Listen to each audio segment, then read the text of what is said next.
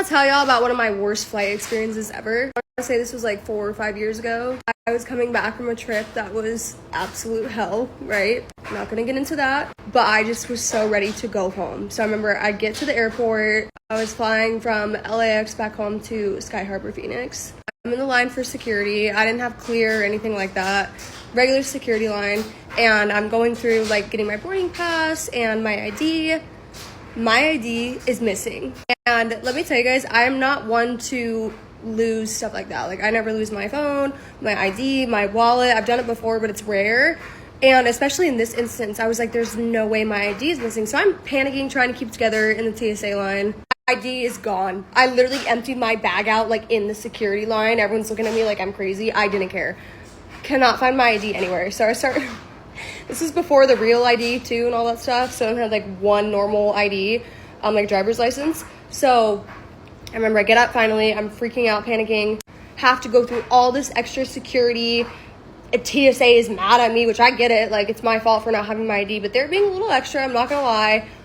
Takes me so long to get through security clearance. Again, I get it, just doing the jobs, right? It takes so long that I miss my flight. I literally missed my flight. And I was on time. I was early, if anything, but no, flight gone in the air without me.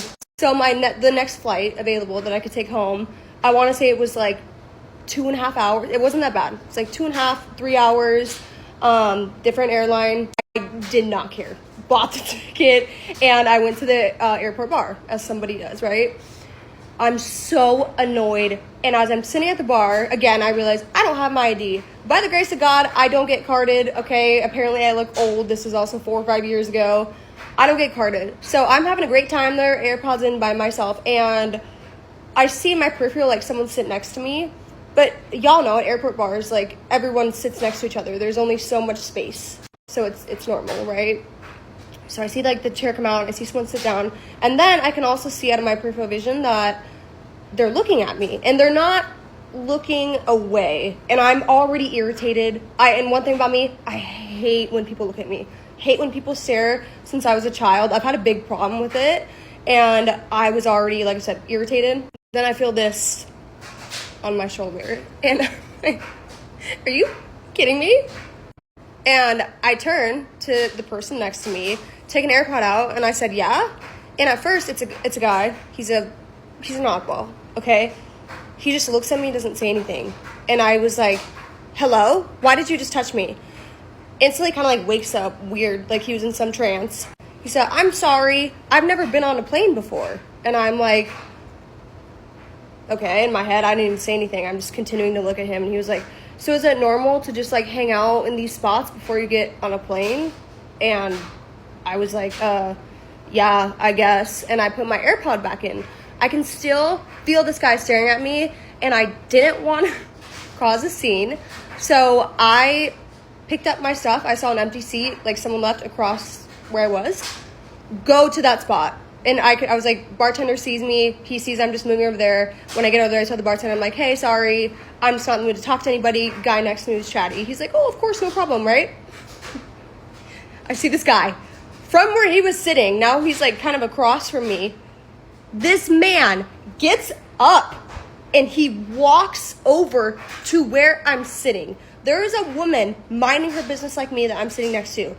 And I see him tap her shoulder. So I take my AirPod out again, and I'm looking at him.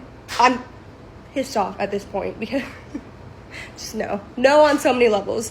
And I take my AirPod out, and the lady's looking at me, and he's looking at me, and she's like, I'm sorry, your friend wants to talk to you. And I was like,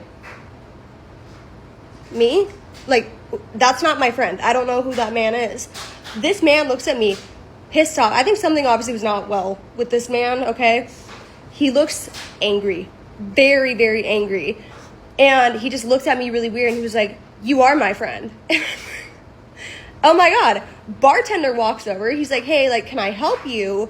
He starts getting lippy with the bartender, and the bartender's like, you know what, can you just cash out, please?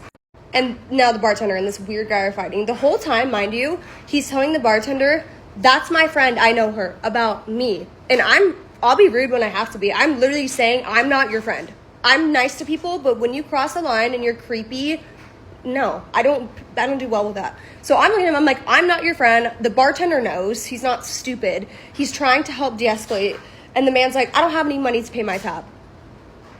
They start fighting more. Finally, he pulls cash out of his bag and literally like throws it on the bar. Looks at me with the dirtiest look and walks away. And me and the lady and the bartender are all joking when he walks away, like how weird that was, like unsettling, very odd behavior. And they're both like, you really don't know him? I was like, no, I've never met this man. I moved because he kept trying to talk to me. I have no idea who he is. He is not my friend. He's a stranger in the airport. I'm so fucking ready to go home at this point too. I'm just completely over it. So finally comes time to board, get in my section to board. Of course, guess who's also sitting in the boarding section? Tell me why. This man is on the same flight as me. At first, I thought he was just kind of stalking me, and if he was going to continue, I was going to say something, but when it comes time to give our boarding passes out, he gets in line like 2 people behind me. He tried to get right behind me, but thankfully a couple like walked up like behind me, so he's behind them, and I can feel him looking at me. Of course, boarding pass scans.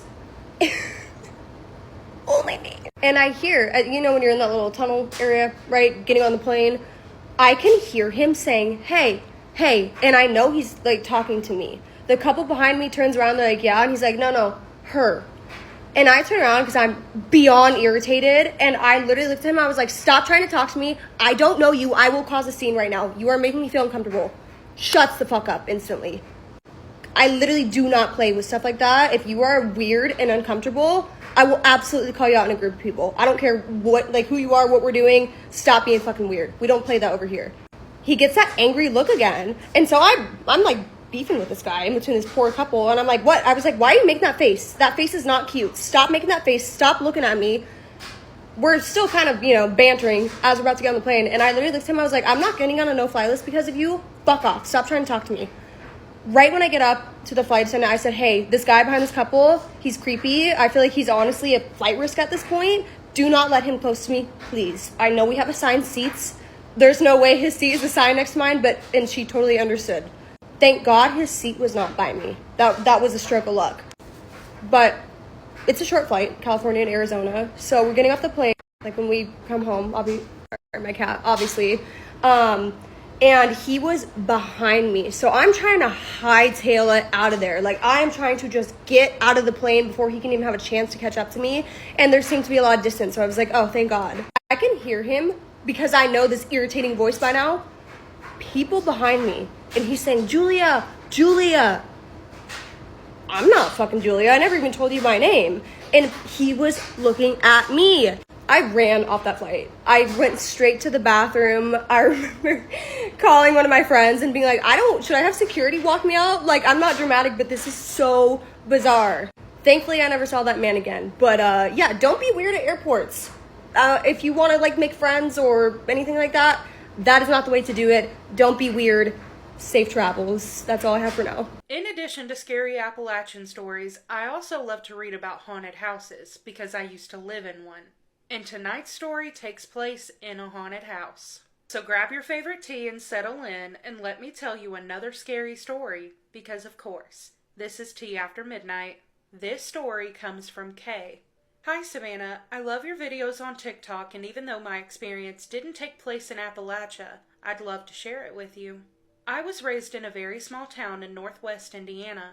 When I was growing up, the population was generally around 300 or less, depending on the year. The town used to be a lot busier, especially when they were building the railroad. But a major highway was built even before my parents were born, and the town was mainly different generations of families who grew up there. My grandma's house was right by the railroad tracks and was made in 1909 using parts of makeshift houses railroad workers used. My parents lived across town, but they both worked midnight, so most of the time we lived with my grandparents. As long as I can remember, my brother and I both saw things in my grandma's house, and everybody just accepted these entities. The first time I can remember seeing anything, I was 5 or 6 years old. My brother and I shared a room on the second floor, with each of us having a bed on either side of the room. I woke up in the middle of the night, having to go to the bathroom, but when I opened my eyes, at the end of my bed, I saw a little boy and a girl sitting at the edge of my bed. They were kicking their feet and giggling. I sat up and rubbed my eyes, thinking I was seeing something, but when I opened my eyes again, they got off the bed and ran out of the room, and what sounded like down the hall. The weird part was, I wasn't scared at all by this. I just got up and used the bathroom. When I woke up again the next morning, my grandma just nodded and said, "They sound nice." She wasn't scared, so I saw no reason to be and just accepted them. Whenever I would see them, I would feel safe and happy, almost like they were protecting me. Even if I didn't wake up to see them, I could always tell if they visited me at night because my socks would be taken off my feet and placed under my pillow. My grandma used to just smile when she saw my socks there and would say, "Kids like to play games." It wasn't until I was around 7 when I understood why seeing them made me feel so at ease. In mine and my brother's room, my bed was at one end facing a wall and a very small and old TV that was never used. But my brother's bed was pointed to face the door to the other room across the hall. Neither of the rooms upstairs had doors, but the room across from us, my grandma had hung a blanket so we couldn't see into that room. The weird part about the blanket was the top right corner always came down from the wall. My grandma had stapled it, duct taped it, and even nailed it to the wall, but that same corner always came down. So at some point, she stopped trying to put that corner up. So when my brother would look up, he would see across the hall into the room where the doorway didn't want to be covered. One night, I woke up to my brother screaming because of the red eyes from the room across the hall staring at him through the right corner. I ran downstairs with him and we told my grandma, but she assured us we were safe, and if we saw the red eyes, just to ignore them. I honestly believe the reason the little kid stayed with us at night was to protect us from whatever was across the hall. Anytime my brother or I passed that door, we were running by it, even before the first time my brother saw the red eyes, just because of the feeling that we would have when we went by it. The hair on the back of our arms and necks would stand up and we could just feel the eyes on us. Throughout the years, we saw those eyes and heard growls from that room more times than I can count, but we never acknowledged it or tried to communicate with it. We would call that entity demon whenever we would talk about him, and even when we were at our parents' house, but I'm not sure that's what it was. There were 2 more entities that we knew were in that house. One we called Perfume Lady, and the other the Man in Black. The Perfume Lady walked downstairs from the living room through the dining room and kitchen and into the bathroom. Nobody in the house wore perfume or cologne, so we knew when she was passing through if we smelt it. For years, I never saw her, just smelt her. However, when I was around 12 years old and my brother was 14, I was walking through the house with my brother when we smelled a perfume. As we smelt it, we were walking past an antique mirror my grandmother had hanging on the wall. When I looked into the mirror, I saw an arm wrap itself around my brother's neck and caress his face. When I gasped, my brother looked into the mirror and saw the same thing. His eyes got wide and he gulped, and then looked forward and kept walking. Neither of us said anything until we were outside, like an unspoken rule, but we both assured each other we saw the same thing. The Man in Black I only saw once. I had just gotten off of school when I was around 13, and my grandmother was in her dresser she kept in the dining room. As I walked into the dining room and saw my grandmother in one of the drawers, I saw a black shadow in what looked like a top hat standing behind her. I gasped and my grandmother bent up and turned around. He was already gone. She shook her head and smiled like she knew. My grandma had told us about the Man in Black who had been attached to her since she was a child. She thought he came from the dresser in the dining room because it had been gifted to her as a child, and that's when she first started noticing him.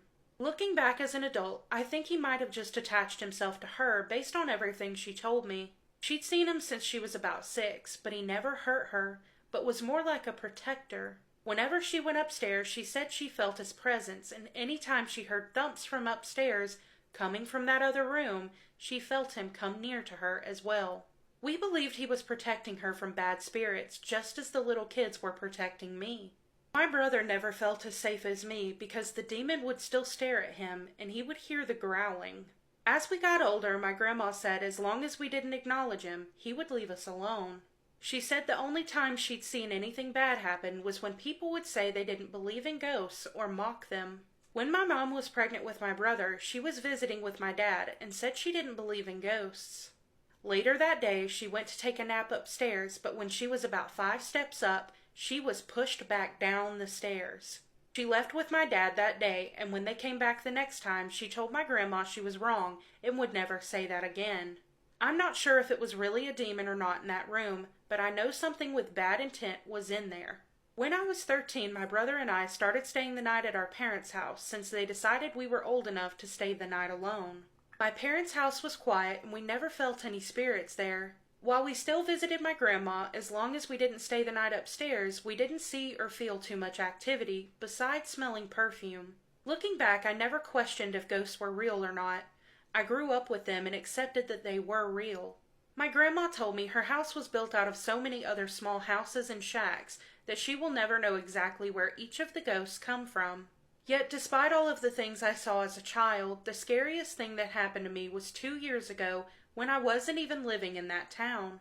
My grandparents had sadly passed away a few years ago, and nobody in the family wanted to take this house. With how old it was, it would have had to either be torn down or completely remodeled, so it was left to the state. Nobody lived there, and the electricity had been turned off for a few years at that point.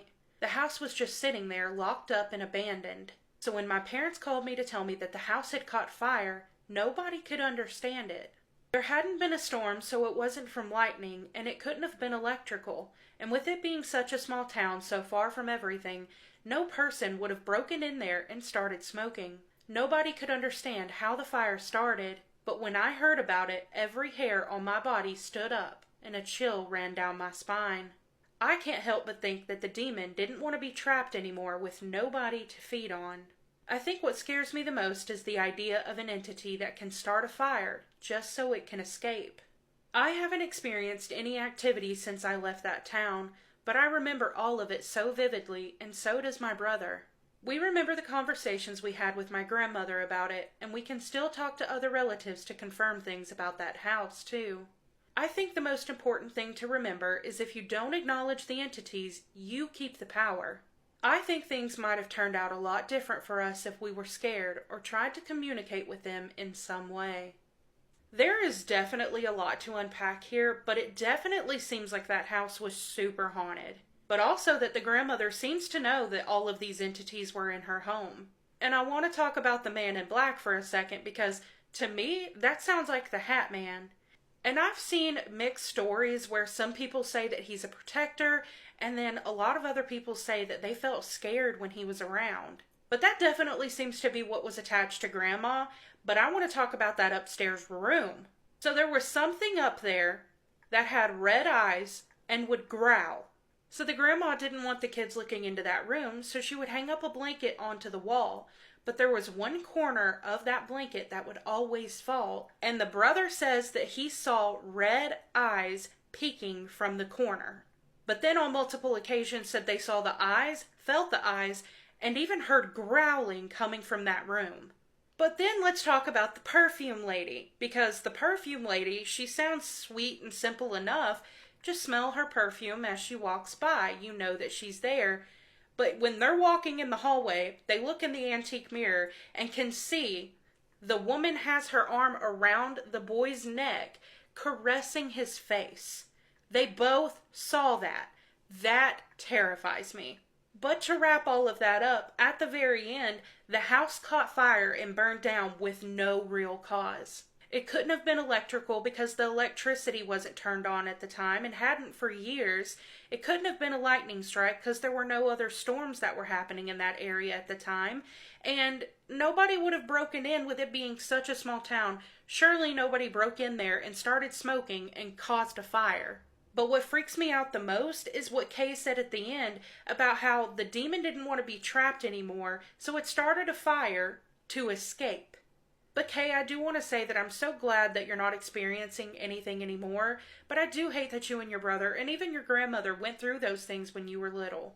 So thank you so much for sending in your story, but if any of you in the comments have any idea of what any of these things could have been, please let us know in the comments. But that does conclude this episode of Tea After Midnight. If you have any personal scary stories you want to share, I would love to read them. You can email me at the email on the screen or the email in the caption of this video. But as always, you guys, thank you so much for watching. I hope you have the best night. I love you, and I'll catch you in the next one. Bye. Hello and welcome back to a series of spooky stories, The Haunted Tea Spill. This series is brought to you by all things spooky and ungodly amounts of paranormal activity. Featuring my initial necklace, it also comes in silver. It's down here if you want it. Now into the story. Once when I first started working as a CNA in Florida, I worked at an assisted living. I've been told many times that this place was built on an orphanage that had burned down forever ago. So I worked the night shift, 7 p.m. to 7 a.m. There were usually 4 of us at night, 2 aides and 2 med techs. We had a woman that was notorious for telling us that she was babysitting children that were not there. It really makes you wonder what they're seeing. One night started a very strange chain of events. So to start, the lady that babysat kids had told me that the day prior she had a pillow over her face to hide because a man in her closet was trying to kill her. I checked her closet, I checked her bathroom. No one was there, and I had a weird feeling. The next day, she had fallen.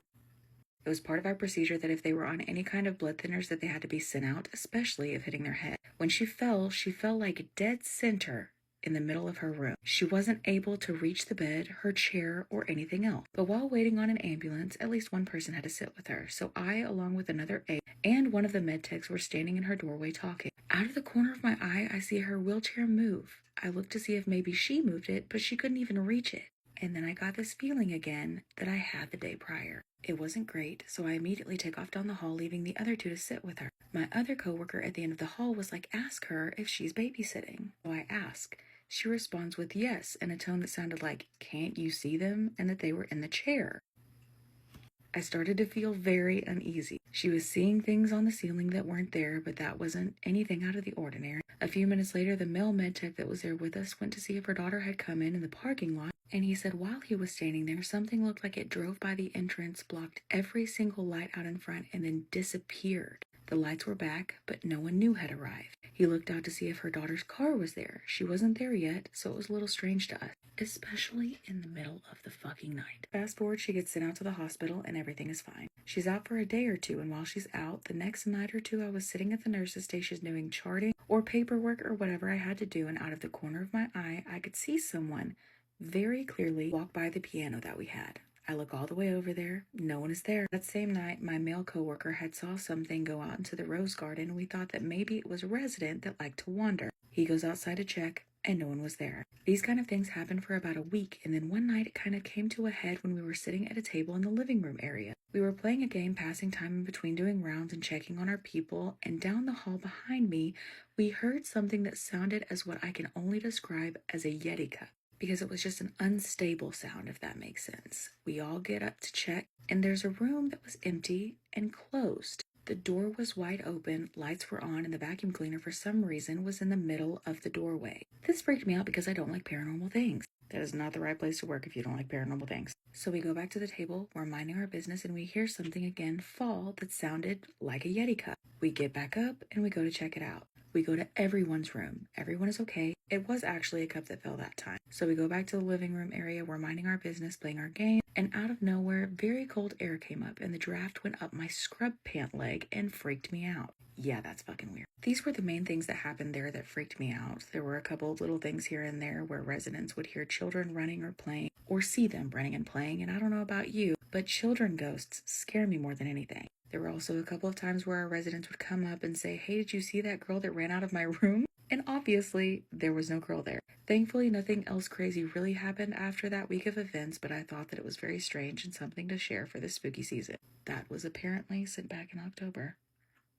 Sorry about that. And then they said they don't mind if I tag them, so I will put it right here, and then I will try and tag them in my caption. Sometimes it doesn't let me. Sometimes I can't find them, so just in case. Rated on a scale of 1 to 10, 1 being the least scary, creepy, spooky, 10 being the most. If you have a story of your own that you want to submit, you can do so on the link tree in my profile. Please don't forget to go follow my backup account. I have been very active over there. I am trying to save money for a car. All the engagement helps me out because any money that I make on that account will be going towards my car door. I will see y'all at the next episode. Stay spooky, friends. What would you do if you were alone in your classroom after hours and then you see one of your students outside just smiling at you? This is Scared with Jess, and today's story is about a high school teacher who says that she used to have a student and something was very wrong with him. I taught high school English for 7 years, and I need to say this first. I know what a creepy kid looks like, and I know what a troubled kid looks like. This was not that. This was something else. It started last fall, a few days before I was supposed to leave for a short vacation. We got a new student that Monday, a senior boy, in a late transfer. The counselor walked him in during first period, and the second I looked at him, I felt sick. He looked wrong, not just pale, but gray. The skin under his eyes was so dark it looked bruised. He didn't glance around the room the way the new students usually do. He didn't look embarrassed or nervous. He just stood there staring at me while the counselor talked. And then he sat down and kept staring. Not at the board or his paper, but at me. I told myself he was just angry about switching schools, but it kept happening. Every day. If I turned around while I was teaching, his eyes were already on me. If I looked up from my desk, he was watching me. If I passed him in the hallway, he'd stop walking and turn his head toward me. By Wednesday, other students had noticed. One of the girls in my third period laughed and asked if he was my cousin because, in her words, he looks at you like he knows where you live. I laughed it off in front of them, but that stuck with me. The day it happened was Thursday. I had to stay late grading papers because I was leaving the next morning and didn't want to come back to a pile of work. By the time the building emptied out, the hallway outside my classroom was dark except for those weak motion lights farther down. My room was near the end of the corridor, and one whole side of it had narrow windows looking out into the hall. During the day it was nice because it let in light, and after hours it made me feel exposed. I was halfway through a stack of essays when something moved past the glass. Fast. Not someone walking by, more like something low and quick, like it had rushed past the windows just out of sight. I looked up so fast, but the hallway was empty. I sat there listening, trying to tell myself it had to be the janitor, or maybe a shadow from outside, even though I knew the janitor pushed a loud cart and never moved that quietly. Then I heard tapping. Slow, one tap at a time against the glass. I turned my head, and he was standing outside the window. That student. He was smiling at me. I shot up so fast from my chair it slammed into the bookshelf behind me. I yelled that he wasn't supposed to be in the building anymore and that school was over, that he needed to leave right now. He didn't react. He just kept smiling. Then he turned and slowly walked out of view into the dark part of the hallway. I grabbed my phone and bag immediately. I wasn't staying there. I started shoving the essays into a folder, and that's when I saw what was written across the top page. Then the next one, and then the next. Every single paper had the same sentence scrawled across the top in thick black strokes. Don't go home yet. I know for a fact that wasn't there before. I had already graded half of them. I left the stack where it was and went straight for the door. The hallway outside was empty. No footsteps or voices, nothing. Then the motion lights at the far end of the corridor started clicking on one by one, coming toward me. I couldn't see anyone there, and then I heard the tapping again. Not in the hallway, inside my classroom. I turned around, and he was standing behind my desk. I know how impossible that sounds. I had not opened that door. There was no other exit, but he was there, hands hanging at his sides, smiling at me. Only now I could see something was wrong with his face. His mouth looked too wide, and his lips were stretched back further than they should have gone, and there was something moving behind his teeth. Not his tongue, but something black and shifting, like smoke pressed against the inside of his mouth. I fumbled my keys out and unlocked the door without taking my eyes off him. The room was empty. My desk and the papers in the bookshelves, all of it looked normal again. But on the whiteboard behind my desk, written in wet black streaks, were the words, "You left before the bell." Then the intercom crackled. No announcement, just a burst of static. And the final bell rang. It hit every hall at once, loud enough to make me flinch, loud enough that I felt it in my chest. The second it stopped, I heard desks scraping across the floor in the classrooms around me, chairs dragging back, and slow at first, but then all together like a whole building full of students standing up. I backed into the hallway and looked through the little square window of the classroom across from mine. Every desk was occupied. Rows and rows of students sitting perfectly still in the dark. All of them had his face. I don't remember getting to my car. I know I dropped my keys twice, and I know I called the police from the parking lot and sat there sobbing while they searched the building. They found nothing. No student, and no papers, and no messages on the whiteboard, like I said. The next week, I went to the counseling office and asked about him. I asked for his name and his transfer records. The counselor looked confused and told me there had never been a new student placed in my class that week. She said the counselor I remembered bringing him in had been home sick all week. I quit at the end of that semester. Sometimes I still hear the bell in my sleep. And every now and then, right before I wake up, I see rows of faces in the dark, all smiling the same way, waiting for me to start class. Anyway, good luck sleeping tonight. Honestly, might be the scariest story that I've ever read.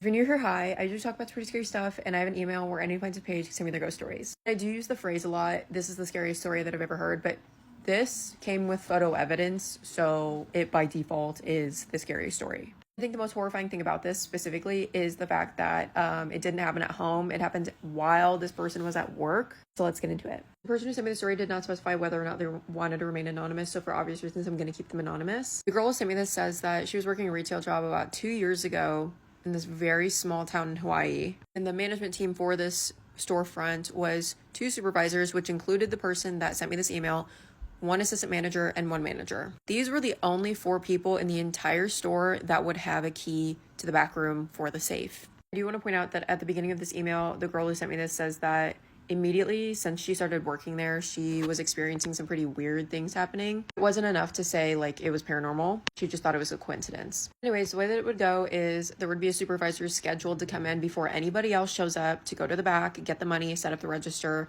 30-ish minutes before an associate would come and start their shift. So the supervisor would be alone in this building for about 30 to 45 minutes before anybody else got there. And everybody felt like this back room where the safe was just gave everybody like a really off-putting feeling. This safe is located near the dressing rooms, but in order to get to the safe, you have to go past the dressing rooms a little bit and into the room with the safe that has 2 mirrors facing each other. If you're not familiar with what that means, it has been said that if 2 mirrors are facing each other in a room, it creates a portal, specifically a spiritual portal that can allow entities to just freely roam in your space. Anyways, there was a supervisor scheduled to open that morning. She goes in, she walks back there, and she hears something that makes her stop dead in her tracks. Mind you, this is early enough in the morning where there should be nobody else in the store. She heard a door to the changing room open and slam shut by itself, because if you have been to a retail store before, you know that you need a key to get into a changing room. Calls out, nobody's there. So the woman who is opening the store and hears the door close calls out again and says, is anyone there? As she says this, the door to the changing room again opens and slams shut.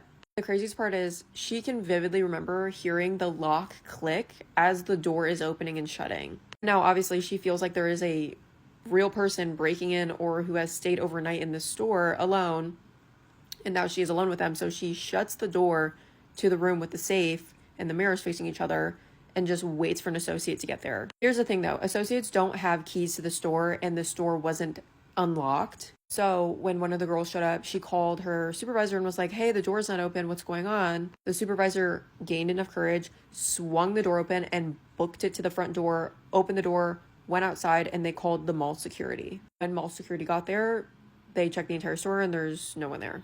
The other paranormal experience that was attached in this email was about the person who sent me this email opening the store and hearing at the same area, around the changing rooms, a little child whisper, loud enough for her to hear, but not loud enough to know what the child said.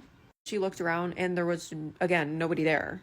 The manager of the store had the bathroom door slammed shut on her when she was washing her hands. And it got so bad that the person who sent me this email had to either call or FaceTime somebody every single time that she was alone in the store, especially in the back of the store because of how scared she got. And y'all, when I tell you that the photo that she attached is just so horrifying. This was the final straw. She is back in the safe room with another person as they're gathering money. The entire time, the person who sent me this email is staring at her feet. Like, she is not looking up. She does not want to make contact with these mirrors facing each other, nothing.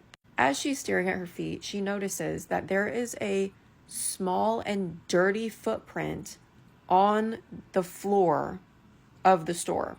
Immediately takes a picture of this footprint, leaves, goes to her meeting, tells the district manager that they need to have the store blessed, and right after it was blessed, things started to calm down, but the person who sent me this email left not long after. And y'all, please, this photo, and y'all, like, are we serious?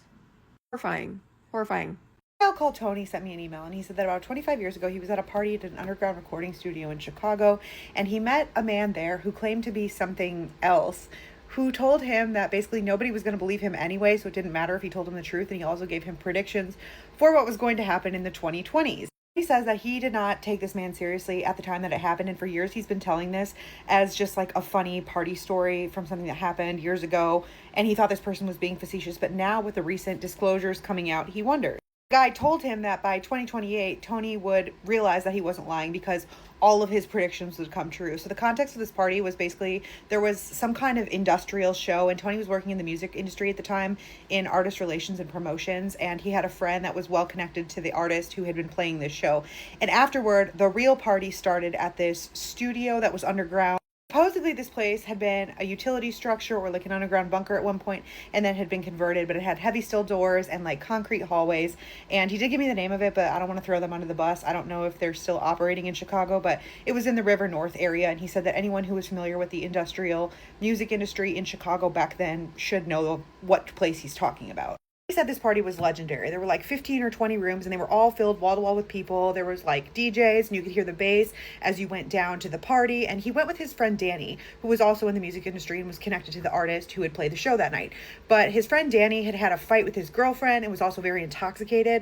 He says by the time they got down to the party, Danny was absolutely hammered, and he was like spiraling emotionally. He was like trying to fight people. And Tony wanted to put a little bit of distance between him and Danny because there was a bunch of important people there, like artists and producers and people and promoters, and he just didn't want to like hitch his wagon too much to Danny. So by the time they get down there, he's kind of like wandering around, and he's looking for a bar or like a place to get a drink. And he starts talking to some girl, and Tony realizes that he's essentially underground alone with these 200 strangers, but they're all industry connected. He's like, I can meet somebody to talk to. So he's wandering around, and he's realizing that most people at the party are already involved in what seem to be important conversations with each other. That's when he notices this guy who's like probably early 40s wearing a dark suit, and he's not dressed flashy, but he's like clean cut. He assumes he's probably a record label executive or like somebody important. He wasn't talking to anyone. He was just standing by himself, kind of observing the crowd, and he didn't seem affected by everyone else in the room who was sweaty and loud and intoxicated. He was just completely calm and just watching. So Tony walks over to him and he says something like, "Oh, this is a hell of a place for a party." The guy doesn't look up from the people that he's watching, but he says, yes, it's a very efficient collection of people. And Tony remembers thinking that was a little strange, and he's like, oh, do you work here or something? And the guy says, no, I'm just here for observation and recruitment. He's like, oh, are you with a label? And the guy's like, no. And Tony pokes around, he names a few other job titles, and the guy's just like, no. And then Tony jokes, and he's like, are you an anthropologist of the music industry? And the guy sort of smiles and looks at him and says, yeah, in a way. Tony's like, well, how are you connected to the artist who played tonight? Like, who do you know here? And the guy just says, everyone. And he nods at a record executive that Tony recognizes but doesn't know personally. And the guy says, that guy will be bankrupt in 5 years. He points to a musician who's standing in another part of the room talking to two girls, and he says, that guy dies younger than he thinks. Tony says the way that he delivered these statements was perfectly calm. There was no emotion in his voice. And Tony's like, so you know them well or something? Like, what are you saying? And the guy says, well, people are just easy to read. He started feeling uncomfortable, and he turned to face the man, and that's when he realized that his eyes were very dark. He said they could have been a very dark brown, but they seemed to absorb light instead of reflecting the light from the room off of them. He said it bothered him immediately, but he tried not to stare, and he just sort of joked, and he's like, I don't know, man, you're making me uncomfortable. And the guy turns to him and he's like, why? Tony says, I don't know, we're just having a conversation that just doesn't feel normal. And the man says, what do you consider normal? And Tony says, well, I don't know, but you're standing here making observations around people like you're studying them. And the man says, well, I am. He says at that point he was convinced that the man was either messing with him or trying to bait him into some sort of like philosophical conversation. And so he kind of joked, and he was like, well, what are you then, some kind of alien? The man, without pausing or laughing, says sort of, but I don't really like that term. He said he laughed because the response was so absurd, and he was like, what, like a reptilian or something? And the man said something close to that term, yes. Tony was like, okay. And he's like, what exactly are you observing? And the guy was like, behavior and potential and recruitment. He was sort of openly mocking him at this point because he thought that he was an artist doing some type of performance art bit. But the man just continues and he says, you people always assume that we look different. Tony's like, what, reptilians? And the man says, yes. At that point, Tony said he wanted to find someone else to talk to. So he just says, okay, man. And the man looks amused. And he says, yeah, nobody ever believes me anyway. Tony remembers thinking that the man sounded amused by the conversation, like he had had this conversation a million times before. And Tony's like, well, if you are that, then why would you tell anyone? The man says, because the reactions are always the same. And he gestures around the room and he says, humans dismiss anything that they're not emotionally prepared for. Tony said he asked him why he was there specifically, and the man told him for observation and that creative industries are useful because culture changes faster than any type of policy. He said he decided to challenge him, and he said, okay, if you really are what you say you are, then tell me something impossible that will happen that only you would know. The guy gets quiet and says, okay, in 2026, disclosure begins. The governments will call it transparency. In 2027, world leaders start disappearing. They'll say it's resignations and illnesses and accidents. And then he got real close to Tony and he said, by 2028, you'll stop asking whether we exist. He said he remembers asking, well, what's that supposed to mean? And the man says, well, the panic won't come from the sky, but it's going to be panic because you're going to realize how long we've actually been here. He said, you won't believe me now, but you'll believe me then. And at that exact moment, he hears his friend Danny yelling from across the room, and he looks over and he sees him about to get into a fight with a group of guys. So he runs over there, and he said he was gone from this man for about 20 seconds, calming down Danny, pulling him away. But when he looked back, the man was gone. He said it wasn't like vanished into thin air, like it was a crowd of people, so he could have just moved among the crowd and gone into another room or something. But he spent about 20 minutes after the fact trying to find this man because he wanted to continue the conversation. He said he checked the side rooms, the hallways, the stairwells, but he couldn't find him anywhere. And he tried to ask around to figure out who this man was. Nobody at the party seemed to know who he was talking about, though he did admit that most people at the party were already intoxicated. He says for years, he treated the whole thing just as a funny story at an underground studio party, but he didn't really think of the guy until the disclosure started happening. He said even 25 years later, he can still remember the way that this man delivered these predictions. It wasn't ominous, it was just very matter of fact. Like he was telling him something inevitable. He said he still doesn't know what he believes, but he can still remember this man's eyes and the way he delivered the line, you'll stop questioning whether we exist. Let him know your thoughts. He'll be seeing the comments. And if you have a spooky scary story time you think nobody would believe, send it in. We would love to hear it. What do you swear to have seen but have no proof? Wait till you hear this story. It's kind of silly, but I have so many questions. I witnessed a cockroach telling me thank you. So this person lives in Venezuela, and apparently the lights go in and out a lot. In this occasion, it was around 1 in the morning when the lights finally came back, and she said that she ran all over the house to turn off all the lights that weren't needed. I forgot to show you their little cool whips. So as she's going through the hallway again, turning off lights that they didn't need at 1 in the morning, she says that she sees a cockroach in the hallway, and because she's barefoot, she kind of like jumps over it as to not step on the cockroach. That's when she hears this cockroach say thank you, and she said that she stays in shock. However, she still looks at the cockroach and says, "You're welcome," and says that she turned off the rest of the lights and goes into her room to lay down to go to sleep. The following day in the morning, she tells her parents what she saw, that the cockroach saying thank you, and she said you're welcome, and of course her parents didn't believe her. Her parents end up telling her that maybe it was a dream, and she's like, no, I was wide awake, the lights came back on, I turned them off. She said that she witnessed this cockroach saying thank you to her. She was around 11 or 12 years old when this happened. I have so many questions, like what did this cockroach sound like? Why didn't you keep talking to the cockroach? I'm so nosy, I want to know everything. Do cockroach even make sounds? We need to look this up. Okay, thank you to sounds like this on YouTube. We're about to find out what sounds cockroach make.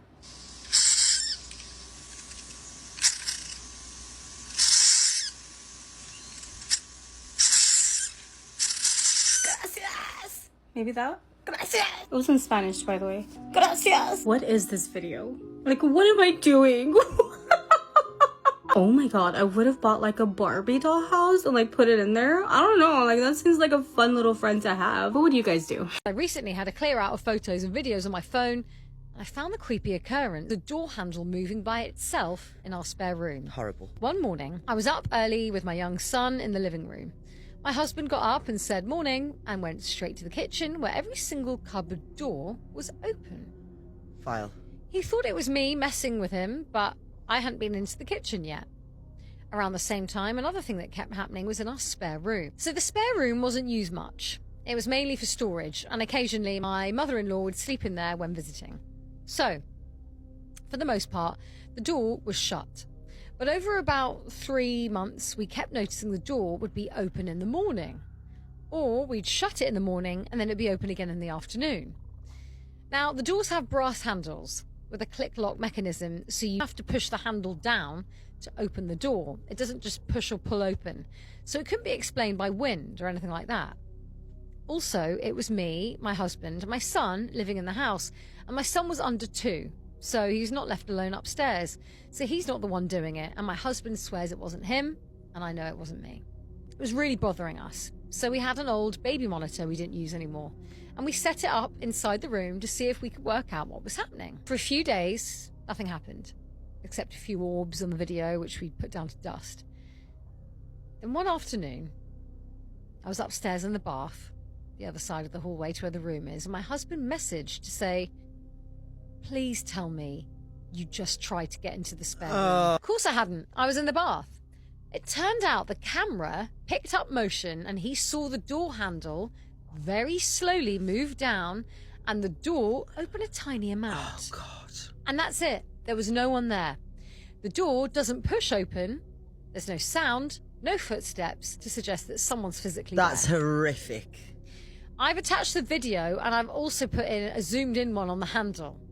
The way the handle moves down gives me the absolute chills, and this might sound mad, but it's like a very inhuman way of it's opening horrific. a door. It's very slow and it's very deliberate. Safe to say, it creeped us out loads.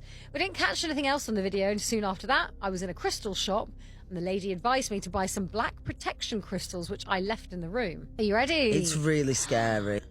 Can you see it? Yeah, it's horrific. Oh, no. Oh my God, the handle. It's so horrible. Oh my... Ghosts are real. Jesus. Yeah, they must be. Also, that's like a handle that you do burn the house down, leave. A guy passed a woman at a train station, but minutes later saw her getting off of a train that she was never on. This happened a few years ago, and it's still one of the only things I've never been able to explain. I live on Long Island, and one day I was at a train station near my house with a friend. We were just hanging out, watching trains come in and out. We were crossing one of those pedestrian bridges over the tracks to get to the other side when we passed a woman. Nothing about her stood out. She was just a normal-looking woman, maybe in her 20s. We didn't think anything of it and kept walking. Right as we passed her, a train pulled into the station below us. We got down to the platform a minute or two later, just as that same train was leaving. That's when we saw her again. She was walking down the platform like she had just gotten off the train. Same woman, same clothes, everything. It didn't make any sense. There wasn't enough time for her to get from where we saw her on the bridge onto the train and then back off again on the other side. At the time, I just tried to brush it off as some weird coincidence. Maybe someone who looked exactly like her. But then something else happened. A few weeks later, maybe a couple of months, my friend was on vacation a few hours away. I don't remember exactly where, just that it wasn't anywhere near where we live. He texted me out of nowhere. He said, "You're not going to believe this." Standing across from him was the same woman. Same clothes, same everything. He even sent me a picture of her. I don't have it anymore, but it was her, no question. To this day, I still don't understand it. Maybe it was just some insane coincidence, or maybe it was something else. But I've never seen anything like that happen again. I was trying to visualize in my head like what a train station looks like. So you were on the pedestrian bridge and you passed her going this way. And somehow, by the time you walked down to the platform to see an incoming train, she was able to get off that train. Like, that's insane. There's no way that happened. There's either like some sort of glitch going on here, or that person has a doppelganger who is somehow in the same exact clothes at the same train station and also at the place where you're from is on vacation. All just very weird. Very, very, very strange story. Thank you so much, Nico, for submitting this story. If you guys have any stories you'd like me to read, please email them to me and I will catch them if I can. And I will see you in the next one. Let's talk about the ghosts in my house. If you're not new here, then you know I make videos constantly about my experiences in my house for years and years. regarding paranormal activity in varying degrees, but it has gotten significantly worse since I've started making content like this for obvious reasons. And I recently made a video about my fan that I just got installed in my bedroom, and it just like randomly turning on and turning off in the middle of the night, like while I was laying awake, but still just like out of nowhere. And all the comments I got were totally fine, and I started to believe them because it was like, since there's a remote, it connects to the lamp and whatever, sometimes it'll malfunction and just turn on and turn off. I don't believe anybody anymore, okay? I was laying in bed the other night and it literally didn't even turn on. It didn't even make a noise because when the fan turns on, it makes a noise. The fan just started moving. And I don't mean like turned on. It just spun in a circle one time maybe, and then it just stopped. And this is so terrifying. I hate talking about my dreams because I lucid dream all the time, but lately I've been like waking up and seeing things, not sleep paralysis, like seeing things. And I thought I was going crazy. Oh my God. And this is so horrifying. I don't sleep on my back for this specific reason. And now that it's happened to me, I will never sleep on my back again. I've just been like feeling like there is someone in my room at night lately. I swear to God, I was thinking about how if I open my eyes, there's gonna be someone in front of my face. And pardon my French, but there was someone right fucking here. To the point where I screamed and I put a pillow over my head, thinking that there was like a real person who had broken into my house and just was like, for shits and giggles, right here. And then obviously when I open my eyes again, he's not there. And that has never happened to me before. I don't hallucinate. I don't see things. That was the first time, and it scared the shit out of me. And if you've been here a long time, then you know I normally don't swear in my videos, so that should give you cause that it was actually a very terrifying experience. So I will no longer be taking any advice about my fan in my bedroom or anything going on in my house. Thank you, goodbye. I used to think my apartment had thin walls until I realized the sounds were coming from inside of my closet. So a few years ago, I moved into an apartment all by myself for the very first time. It was a cheap place. It was close to my work. The first couple of weeks were very normal, nothing weird, or I didn't hear anything, nothing crazy happened. There was one night where things got a little bit weird. I would start to hear little noises. They were very faint, but they were strange noises, kind of like scratching. I assumed it was probably just mice in the walls. It was an older apartment complex, right? But I noticed that the noises only happened after midnight. Every single night it would get louder and louder. And I noticed that it would only happen, I would only hear it at a certain place in my bedroom that was near my closet. And I tried to ignore it for a long time, but it actually got so loud that it was keeping me from sleeping. One specific night, I was completely fed up. I want to say it was around 2 a.m. and I went to go check what was in my closet, and I opened it up expecting to see maybe like a mouse or a rat. But I found nothing. My clothes were not moved. There was nothing in there, but the noise stopped immediately when I opened it. And then I closed the door. About 10 seconds later, the scratching started again. But this time, the sounds sounded like they were lower. So I moved my clothes, and I had my phone flashlight, and I was kind of inspecting, and I noticed that the floorboards in the back of my closet, they looked newer than the other floorboards.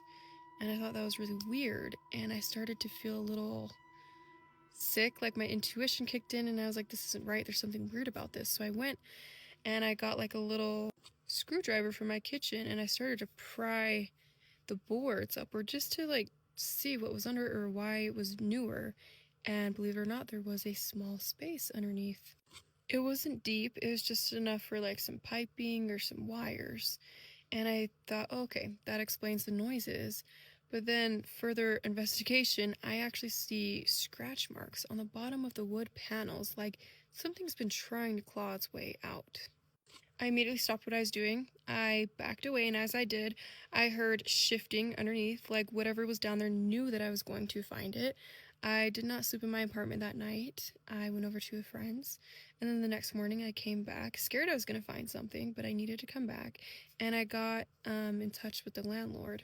I told him about everything, and I mentioned the floorboards, and he kind of got quiet, and he said, did you get under them? Did you open them and take them off the floor? And I said, yeah. And he said, you need to move out immediately. No reasoning. There was no questions about the lease or arguments about the lease.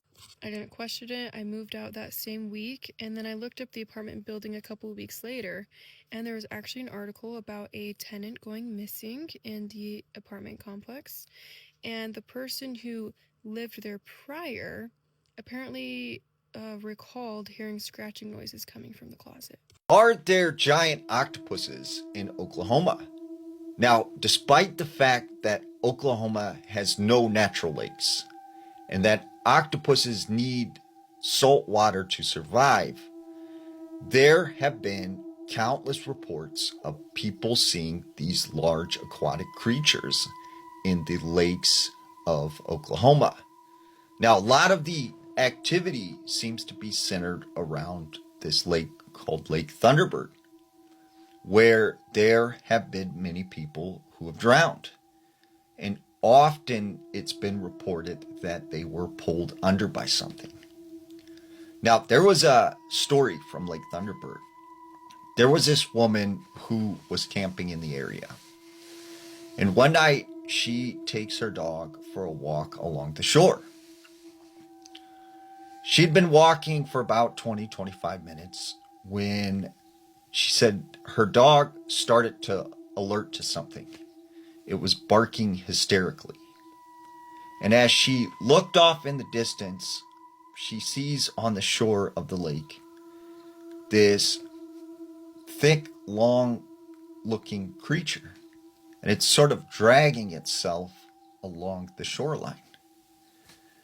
She said the dog eventually slipped the leash and it took off running towards this thing. And as it got within a few feet of it, she sees this thing grab the dog and pull it into the water.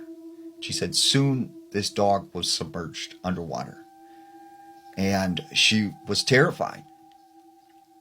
And she runs back to the campsite. She tells people they look for the dog. They never found it. They just assumed the dog must have ran away.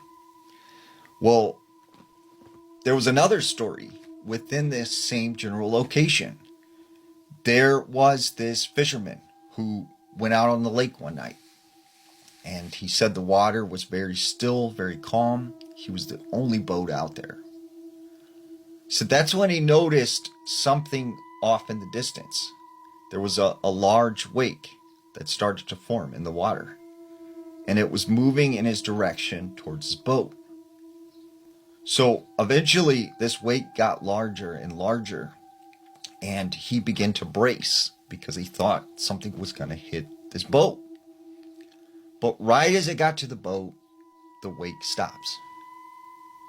He said the water went still again. It was very placid. And within a few seconds, he said he felt this jolt. And as he looked over, he seen these tentacles reaching up from the water, grabbing onto the boat, and it was trying to pull him under. So he grabs his paddle, he starts hitting this thing. He manages to get the boat free, and he's able to get the motor started, and he gets back to shore. And he said as he looked out onto the water, he just seen this big, large, what looked like an octopus submerge. And he could see the tentacles kind of wrapping around as it went underwater.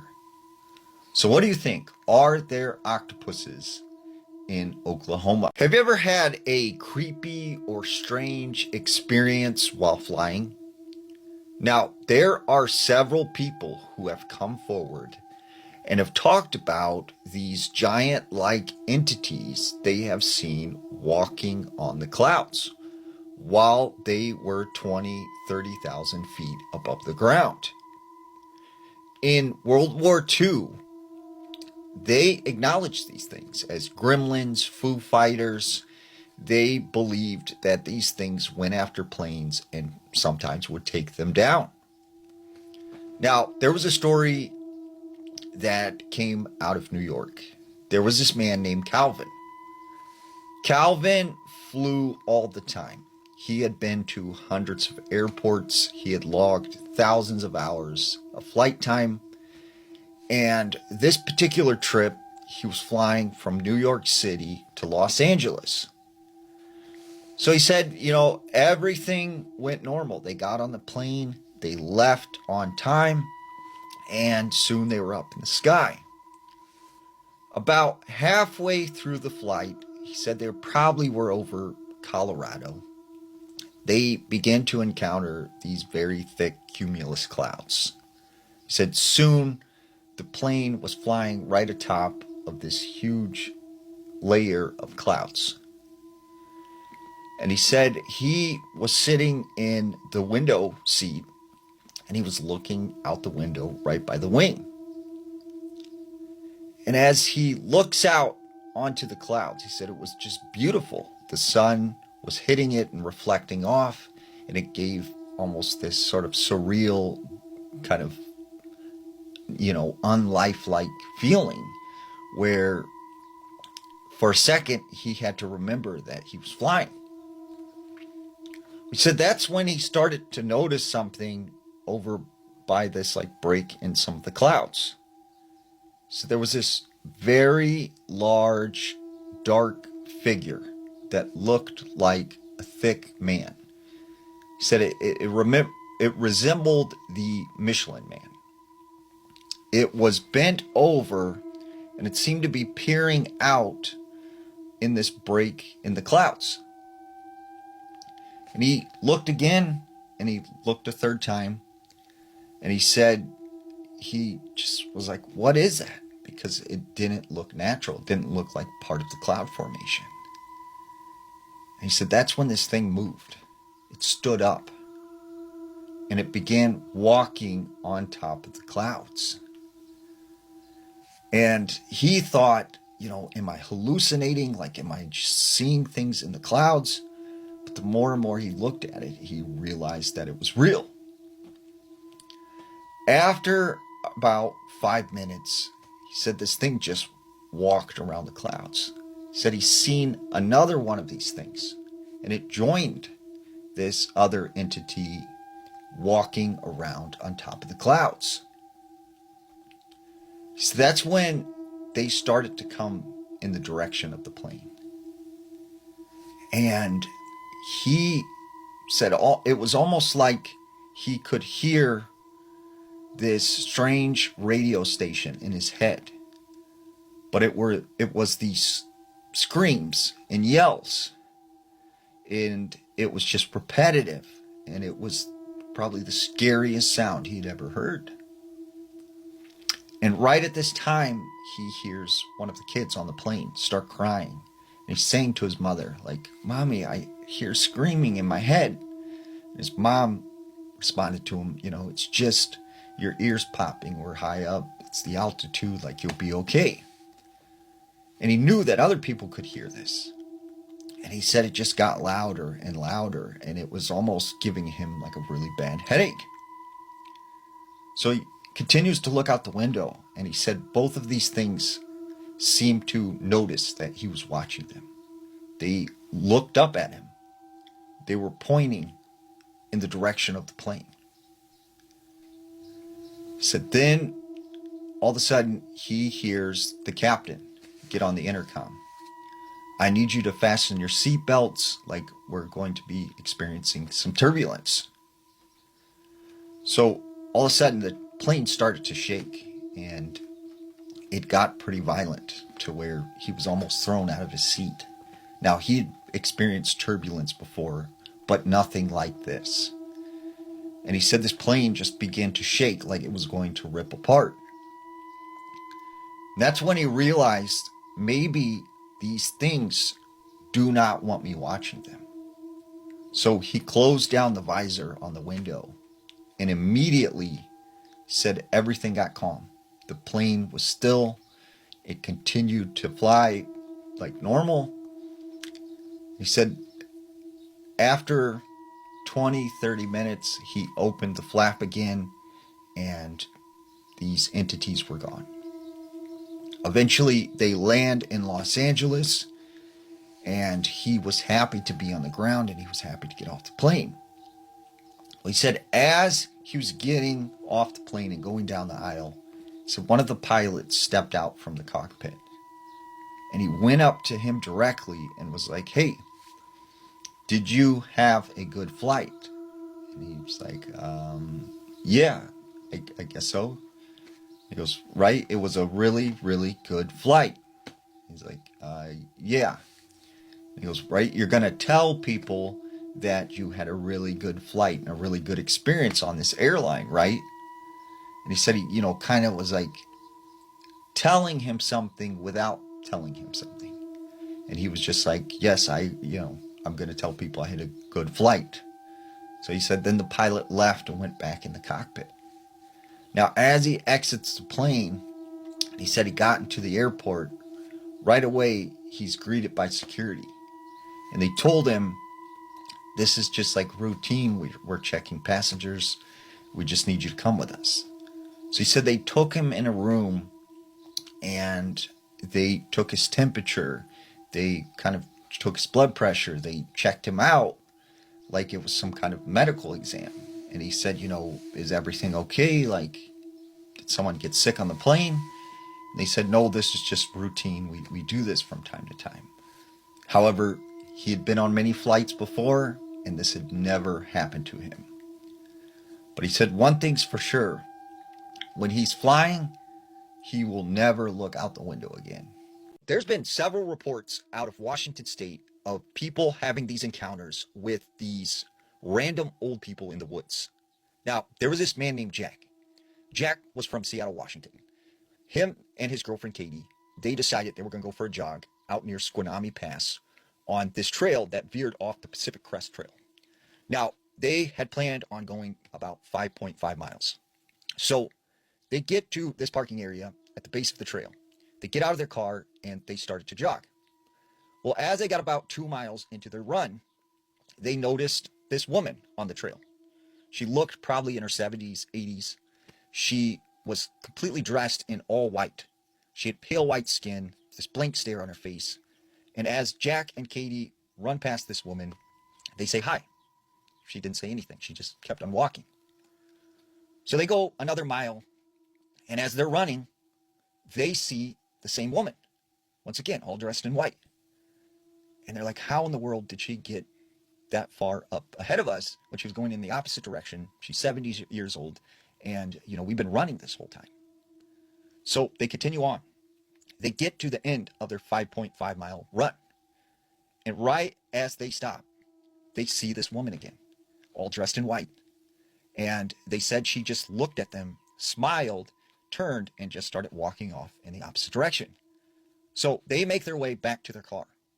And as they get to the end of the trail, once again, there is this woman, all dressed in white. She looks at them and she says, "I guess this is the end of the trail now." And they walk past her, they turn around, and they can see she disappeared. Like, she's no longer there. So they get back in their car, and instantly both of them started feeling very ill. When they start the car, they could see it was 6 p.m. They're like, wait a second, we left at 8 in the morning.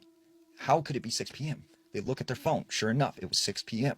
So they couldn't figure out why that run took many more hours than it normally does. And they also started to feel progressively worse, to the point where they turned off their car and they ended up falling asleep. And they slept for several hours. And when they awoke, they said they had this weird feeling like someone was watching them. So they left.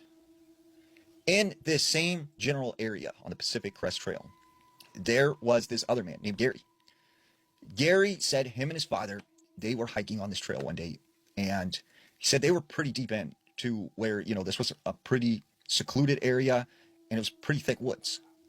We said out of nowhere, they hear someone walking through the brush.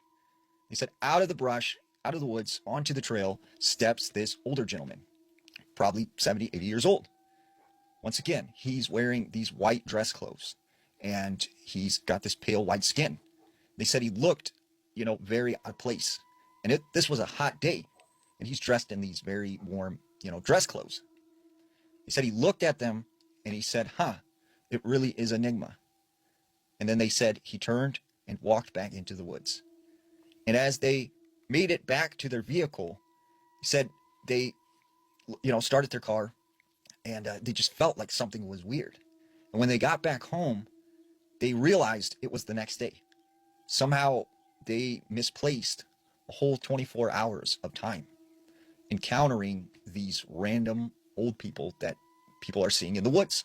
Did my ghost save me from a bad haircut? Out in the woods, so no lip gloss to run this mouth, but I'm still gonna run it. So, my own scary story time. Did Miss Pike stop me from messing up my haircut? Maybe. So let me tell you what happened. Out walking my dog right now. Stopped for a second to tell you this story. So the other night, I'm cutting my hair. It's like 12:30 in the morning, and I had went to tell my youngest son, like, hey, wake up, you fell asleep on the couch or whatever. And I went in the bathroom, didn't like intend on cutting my hair. It's just kind of like how it happens with me. Like I'm just doing whatever and then randomly start cutting it. So about an hour goes by, okay? And I noticed that I'd been in there for like an hour, but I do just a little bit at a time because I don't want to take a lot off. And then I'm brushing my hair back like this, like brushing and then piecing, like getting a little piece at a time, like brushing, grabbing, whatever. And this hand gets to about like right here, okay? This hand's up here, and I feel a warm hand go like this around my hand, like fingers like this, thumb right here. It was warm, and I don't know if I was like shoved forward or if I just instinctively like went forward because it startled me. And my immediate thought was it was my son trying to like scare me or something. And so I turn around, like, what's happening? No one was there. I was also looking in the mirror at the time, so then like it all clicked that who was that? What was that? So then I try to recreate it. I didn't like acknowledge it out loud. I didn't say anything, but she did kind of like sneak up on me. I think she was trying to tell me like enough cutting. You're getting like out of control. You're going to not have any hair left if you keep this up. And I think she was trying to keep me from like just obsessing over it. So thanks, I guess. But yeah, that happened.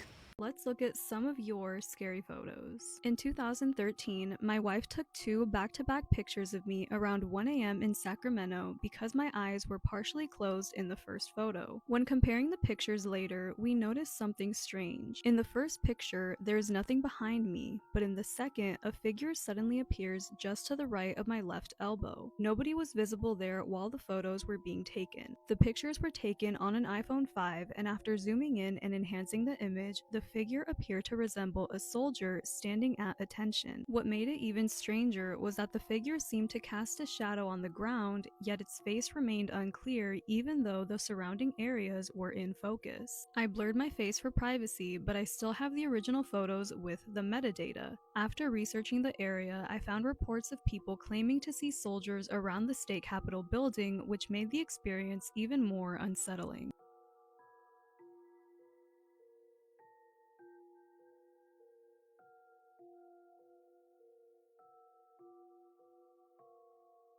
Quick backstory. My house has always had a strange, eerie feeling, especially in the downstairs hallway leading to the front door. Ever since I was younger, I've always felt watched there. When I was a kid, I used to record little vlogs on my iPad. One night, I filmed myself walking from that hallway into the living room to show my new guinea pig. Later, while rewatching the video, I noticed what looked like a figure standing near the front door. I showed my parents, but not long after, the video was randomly deleted and I never saw it again. Fast forward to late 2024, around November or December. I was downstairs alone around midnight when I suddenly heard the front door handle move. A few seconds later, my Ring doorbell announced motion detected. Panicking, I asked Alexa to show me the camera feed. At first I didn't see anything, but then I watched something walk into the frame.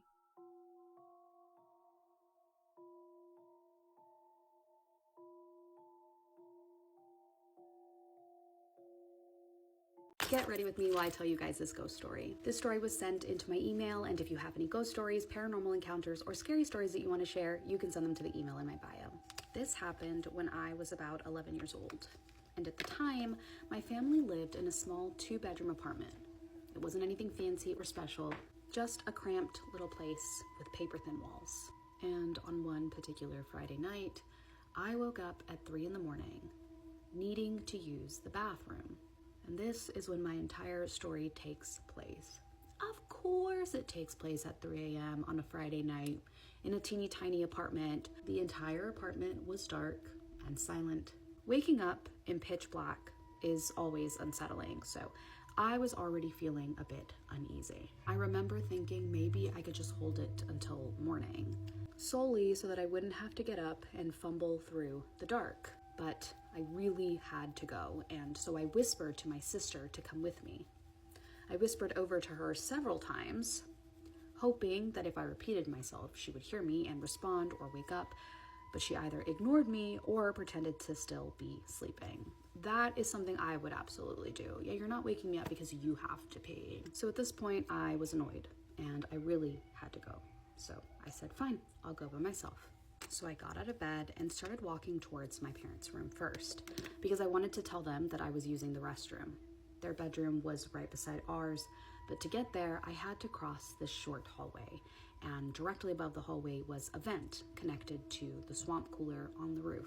Back then, these coolers made constant soft noises at night, usually the airflow that was coming through them, and I would find myself being comforted by it. Just another layer of sound to protect me from the silence. But I don't know. This night, it was just different. It wasn't just the sound either. Something was off. When I stopped beneath the vent, I froze. I wasn't sure why, but I just did. I could feel like something was wrong, and I couldn't place what it was. And then the air around me changed. A blast of air so cold swept through the hallway. It wasn't the cooler. The best way I could describe it was a strong gust of wind, strong enough that it whipped my hair backward and made me feel like something was physically trying to force me away from the bathroom. At almost that exact moment, the front door flew open. What do you mean? I remember hearing it slam hard against the wall, and my heart stopped. I was so scared and confused. Well, yeah. I would also be scared and confused as to why my front door is being flung open and there's a strong gust of very icy wind coming through the hallway. I looked up, trying to figure out what was going on, and that's when I saw it. Inside the hallway vent were two glowing red eyes staring back at me. If I close my eyes, I can still see them perfectly. They were deep red and focused, watching me. Oh, absolutely not. Every part of my body locked up, and I forgot how to breathe. I wanted to scream, but I couldn't. I wanted to run, but it was like my legs forgot how to move. It felt like my brain and my body were now two separate things, and no matter how well my brain was processing everything and yelling at the rest of me to do something, I just couldn't. I think feeling like I was stuck, desperately wanting to move, desperately wanting to scream and not being able to, would freak me out way more than whatever was going on at that time. Inside my head, I was screaming for my mom over and over. I remember trying so hard to force myself to move, and then the sounds started. Oh no. Metal scraping, clanking, clinking, heavy chains being dragged across the roof right above me. The footsteps came after the sound of chains, heavy and slow, each step so heavy that the ceiling creaked underneath it. I remember thinking that whatever was up there had to have been absolutely massive.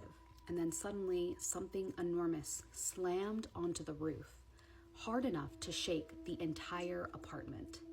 The walls rattled, the vent above me vibrated, and it seemed to set off a series of weird and unexplainable things. You have experienced so much in like 15 seconds. From outside in the backyard, I suddenly heard our washing machine turn on by itself. It started violently shaking, like when my mom would do too large a load, and the machine would become unbalanced, banging over and over against the wall outside. Then I saw headlights, bright headlights, shining through the front of the apartment. I turned my head and saw what looked like the lights of an 18-wheeler truck coming directly towards me. The light flooded the hallway so brightly, I thought the truck was about to crash straight through the apartment. What is going on? And just as I was about to move out of the way, everything stopped instantly. The wind disappeared, the footsteps stopped, the chains were gone, the washer fell silent, even the headlights vanished, as if some invisible switch had just been clicked off. The second it stopped, I had control over my body again, and I screamed. A loud, blood-curdling scream. I ran straight to my parents' room, sobbing uncontrollably. My mom sat up immediately and grabbed me, and I still remember what she said to me because I noted that she also seemed scared. "You're freezing. What happened?" And then I told her everything. The eyes, the chains, the footsteps, the truck lights. And I was shaking so badly as I spoke that I could hardly get my words straight. And when I finished, my mother genuinely looked disturbed.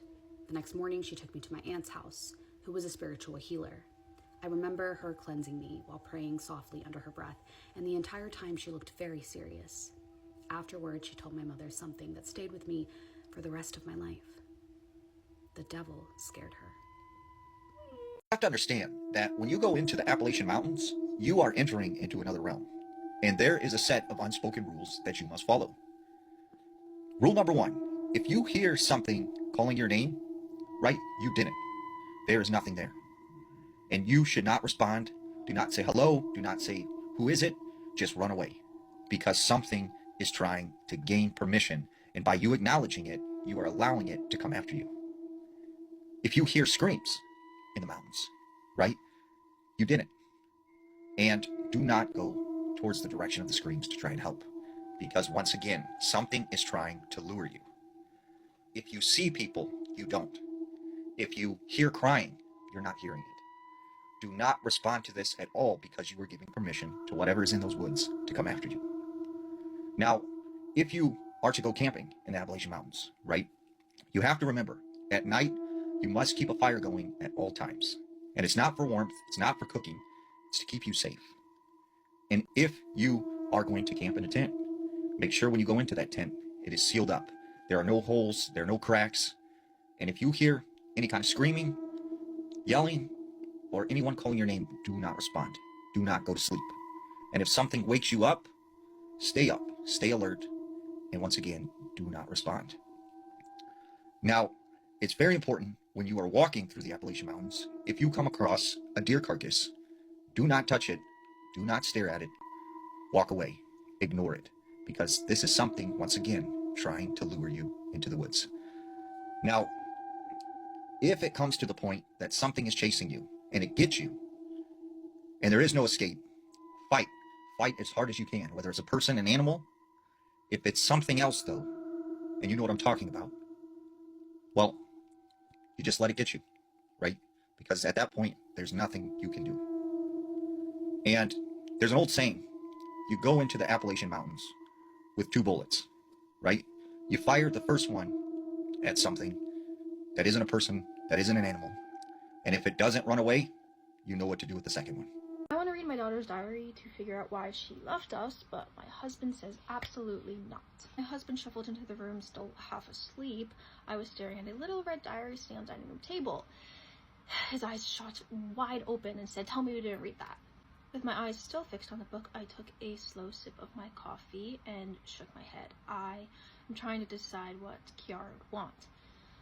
Dan's hand shot to his chest as he took some slow, steadying breaths and says, "You can't. How do you think she'd feel if she knew that her mother read her diary?" I replied, "Under normal circumstances, I would agree with you." He said, "Great," but then I snatched his wrist to prevent him from grabbing the book away. And then I said, "These aren't normal circumstances." Then for 20 minutes, Dan insisted that me reading it would just be a monstrous betrayal, and I was already in tears, and just said that I needed to know the reason that my daughter checked out. She always seemed so bubbly, so joyful, like she and I talked about everything, and she never once hinted that she was suffering. The only thing that, she faced was clashing heads constantly with her stepfather, and I'll spare you the grisly details, but on several occasions Kiara accused Dan of being a gold digger. I told Dan that he didn't understand the pain that I was in, the torture of not understanding why, so we came to an agreement. Give it 1 week. right? So once I read the diary, there's no like unreading it. So it was better to take 7 days and give the decision some serious thought. Anxiety drove me to the brink. My coffee intake went up to 18 cups a day. I started smoking again, and I needed a glass of whiskey or 2 or 3 or 4 just to sleep at night. So on the morning of the 7th day, Dan was waiting for me in the kitchen, and he asked how I was feeling. So I told him that I was gonna read it. He sighed, poured me a cup of coffee, and said, "If you're sure, honey, I left it in the top drawer of Kiara's makeup counter." So I shuffled upstairs, sat before the mirror, fished my daughter's diary out, took a deep breath, and opened to the final entry. But strangely, that page was dated to just the previous day. It ended with, "I can't take living in a world without Kiara, so I've decided to join her. All my affairs are in order, and tomorrow I will mix poison in with my coffee. Goodbye, everyone. See you soon, my darling." When I tried to stand, the room and all of the furniture just lurched from side to side, and the carpeted floor drifted up to me as my hands flew around my neck, which had just become drier than sandpaper. Like, it felt like I inhaled a cloud of sulfuric acid. Then a pair of slippers stepped directly next to my skull. My eyes rotated up towards Dan, who was looming over me. And as a sly grin spread across his face, the real reason why Kiara left us finally dawned on me. Let's look at some of your guys' scary photos. In this picture, there's me, my 2 cousins, and my sister sitting in the living room. No one else was in the room with us. Behind us was a glass door leading to the balcony, and because it was dark outside, the glass reflected the room almost like a mirror. A few days later, when we looked back at this photo, we noticed the silhouette of a man in the reflection. What made it so unsettling was that the silhouette looked exactly like my grandfather, who had passed away not long before the picture was taken. I don't fully believe in ghosts and usually think there's a rational explanation for everything, but I've never been able to explain this photo.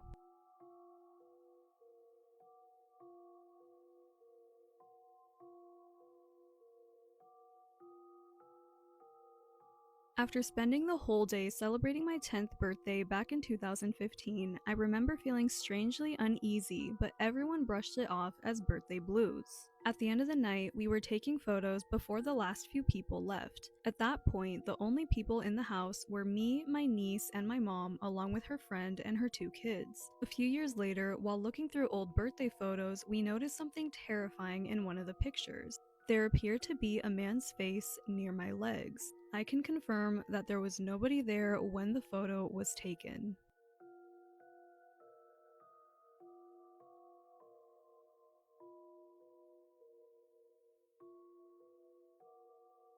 I actually just woke up from a nap, but this is a story that one of you guys just sent me that I really felt the need to share. This is a cautionary tale as to why you should always be careful as to who you eat from.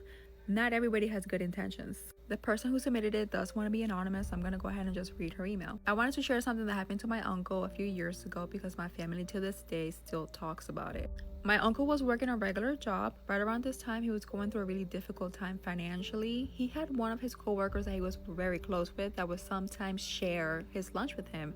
His coworker's wife would pack him like a large lunch, so his coworker would always be like, "Hey, I see that you didn't pack lunch. I have more than enough here. I can share some with you." And my uncle was always extremely grateful. After some time, my uncle started to act very differently. He went from being this person that was so sure of himself and like he was more of like a leader type to being completely forgetful, disoriented. A lot of the times he would be having a conversation with his own wife and would lose his train of thought and could never even make decisions for himself. It was the weirdest thing. Thinking that maybe there was something neurological going on with him, he went and got a bunch of testing done, but time and time again the doctors couldn't find what was wrong with him. That's when my uncle's mom, my grandmother, stepped in and she decided to take him to a curandera. The minute the curandera saw my uncle, she told him that he had ingested something. But the thing was that what he had ingested wasn't meant for him. It was meant for someone else, but somehow he had gotten a hold of it. That's when my uncle remembered that his co-worker would always consistently share his lunch with him because a lot of the times my uncle didn't have the money to pack his own lunch. My uncle went and confronted his coworker, and thinking that his coworker was going to deny the whole thing, his coworker pretty much came clean and said that he had not mentioned anything to my uncle because he didn't know how to approach him, but that the coworker had found out that his wife, the coworker's wife, had been doing stuff to the coworker. Apparently, the coworker's wife was putting stuff in his food in order to make him extremely submissive and to say yes to everything that she would ever ask for and to never ask any questions. But since the coworker was sharing the lunch with my uncle was also affected. After that, my uncle ended up getting cleansed, and he did leave that job and quit. To this day, he doesn't really know what ended up happening with his coworker. He hopes that the coworker was also cleansed and left that woman alone because... So yeah, be careful who you eat from. Even a person that may not have bad intentions, you never know who has bad intentions for that person, and you're eating the food, and just don't eat from people. Might have known the story of real life boogeyman. My name is Lupita. My dad has probably the best scary story I have ever heard. He once told me about the first time he encountered La Llorona. When he was younger, my dad was the type of kid who wanted to play all day, even if it meant getting in trouble. My grandparents would ground him whenever he didn't listen. He was about 10 years old when this happened. One day, he was outside playing with his neighborhood friends in Michoacan, Mexico. They would spend hours in the street, just being kids. Before he went out that evening, my grandma warned him, "Don't stay up late playing, or else La Llorona will take you away." My dad laughed it off and promised he'd come home early. He was about 5-10 minutes away from home, playing and having fun, when it started getting late. His friends decided to head home because they knew they would get punished if they stayed out too long. But my dad didn't want the night to end, so he stayed behind and kept playing by himself. It was around 10 or 11 at night, almost midnight, when he finally decided to walk home. The streets were dark and quiet, but he wasn't scared. In fact, he felt proud of himself for staying out that late. As he approached his house, he noticed a woman standing near a nearby home. She was facing the wall with her head leaning against it. At first, he didn't think anything of it. As he passed her, he politely said, "Good night, ma'am." She didn't respond. He continued walking until he reached his front door. Just before opening it, he suddenly felt an eerie sensation, like someone was watching him. Slowly, he turned around. That's when he saw La Llorona. She had pale skin, black eyes, and a wide, dark mouth. She was perched on top of a tree, staring directly at him while letting out a horrifying scream. The moment he saw her, he fainted from fear. When he woke up, he was inside the house with my grandma. He told her everything that happened, but instead of sounding surprised, she simply told him that's what happened to children who didn't listen to their parents. My dad immediately apologized and promised he would never stay out late again. And when my grandpa found out what happened, he still punished him for staying out so late. I was 10 years old when my dad first told me this story. Now I'm almost 18, and it still gives me chills every time I think about it. Aren't they scary? Don't they look completely terrifying? These are the soulless people. You heard me correctly. Soulless people, people with no soul. Completely empty inside. That's what they look like. These can be your neighbors, your classmate, strangers that you run up into, like literally just any regular person that you can think of. But when you see them in their true form, this is what they look like. Their eyes are completely black. Completely black, and when you actually catch them in their true form, they look human, obviously. The only difference is the eyes. But then also, what stands out the most is that they look lost when you catch them in their true form. And so do you. Like, you will end up looking lost as well, because, like, what the heck? You've never seen anyone like this before. But, well, these beings are, like your influencers. most likely they will be your influencers. A lot of them are your celebrities. A lot of them are your politicians, your pastors, your priests, anyone that can influence and gather a group of people to follow them. And unfortunately, the worst of them all, mass murderers, serial killers, like all these people, they don't have souls at all. That's why a lot of times when you hear or you've seen them committing such horrific crimes, actions or anything like that, you wonder and you ask yourself, who could do something like this? Like, what, trick their mind, to commit such crimes, such horrific and crazy crimes and take lives of many?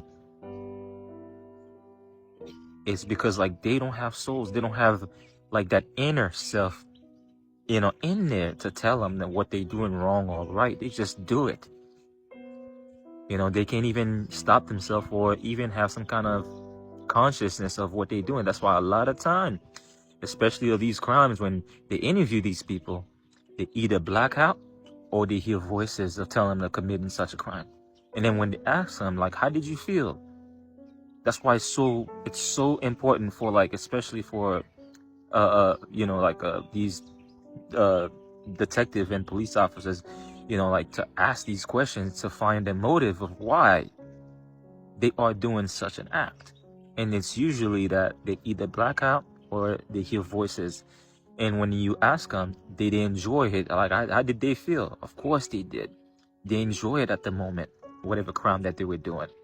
That's because they don't have no soul. And that's what they are. They are plugins. They are plugins into our society to influence. And how do you recognize them? You don't. But I can guarantee you right now, a lot of people will step forward in the comments and will tell you what I'm saying has been an experience of theirs. They've seen, a being like that before. Many of us have. I remember many times I would actually go to the grocery store, and at least once or twice I've encountered one of them where they would turn around, their eyes are just completely black, like this demonic look in their face, and they look lost. Sometimes they would even smile at you, and it's just it's just a moment of uncertainty. You don't know what you're looking at, and it's terrifying.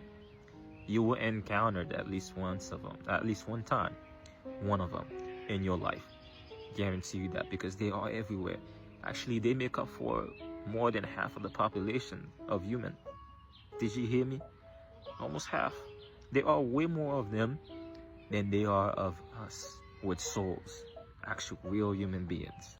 We listen, we don't get scared, and we don't judge. Let me give you guys a story time of this girl who gave me a bracelet only to find out that she used that bracelet to monitor me using a mirror. So when I was in grade 8, me and this girl found each other and we decided to be friends. A couple of months into the year, the school year, she gives me this bracelet and it's like, let us be friends. I'm like, yeah, sure. She's like, we're going to use this bracelet as a friendship pact. I'm like, yes, absolutely. I put this bracelet on, she puts hers on. She's like, we should never take it off. When you come to school, you have to have this bracelet on and I'll have mine on. I'm like, yes, sure. Now, it started becoming a problem when she would do the same hairstyles as me. Like if I braid my hair down like cornrows, with my hair, she would have the same style. I'd unplait my hair this week and plait again, and without telling her anything, and she would come back with the same hairstyle. There was this time where there was the spoon in the house that I loved using because it was the only one of its kind. Whenever they cooked rice at home, I ate with that spoon. One day, how she knew that I liked the spoon was that we were talking and whatever, and I had the spoon at school because I had Sunday course or whatever, and I was like, this spoon is so unique at home, I like it so much. And when I tell you, the following time when my mom cooked rice, I couldn't find that spoon, and I asked everybody if they had taken it, and everybody kept on saying no, they didn't take it or whatever.